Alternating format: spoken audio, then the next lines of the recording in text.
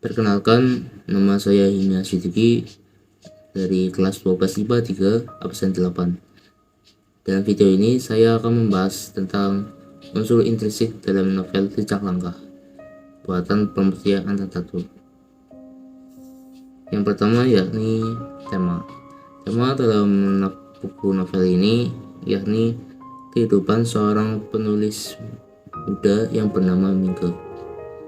Yang kedua ini tokoh dan penokohan. Pertama ada Mingke yang memiliki sifat pintar, pantang menyerah, tetapi dia suka kurang disiplin.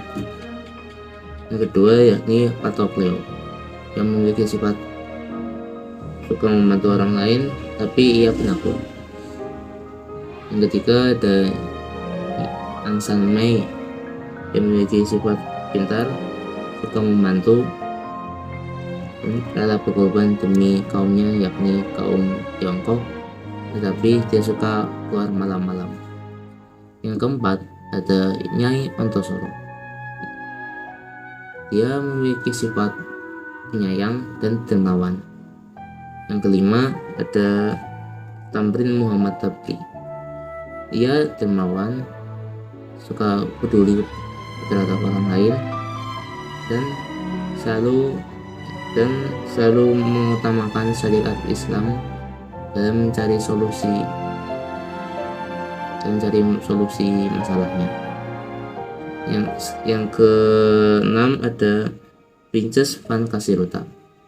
Dia memiliki sifat pintar, selalu membantu istrinya yakni Mingke hingga melindunginya. Yang ketujuh ada Jenderal Van Hulst yang memiliki sifat ramah dan baik. Dan yang terakhir ada Robert Sanhoff yang memiliki sifat jahat dan suka menghalangi rencana Mingke dengan cara apapun. Selanjutnya yang ketiga ada alur cerita.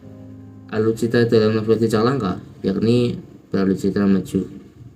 Dapat kita ketahui dengan dimulainya Mingke pertama kali masuk sekolah Stovia, menikahi Aung San Mei, kemudian dikeluarkan dari sekolah karena kurang disiplin, hingga ia dapat mendirikan organisasi yang bernama Syarikat Priayi dan Syarikat Dekan Islam.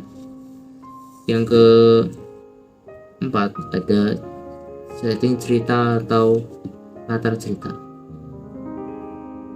Di latar cerita ada 3, yakni latar tempat, latar waktu, dan latar sosial.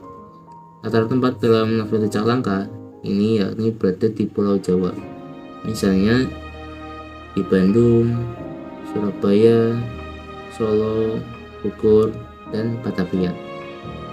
Kemudian ada latar waktu.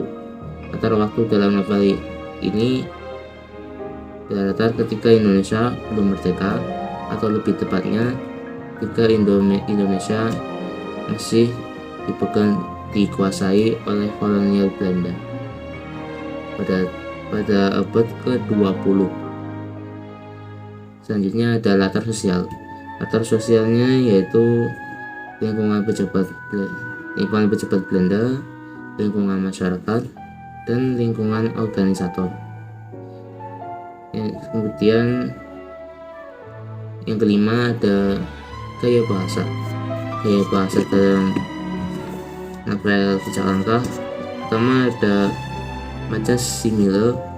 Contohnya ada pada halaman 16 paragraf kedua.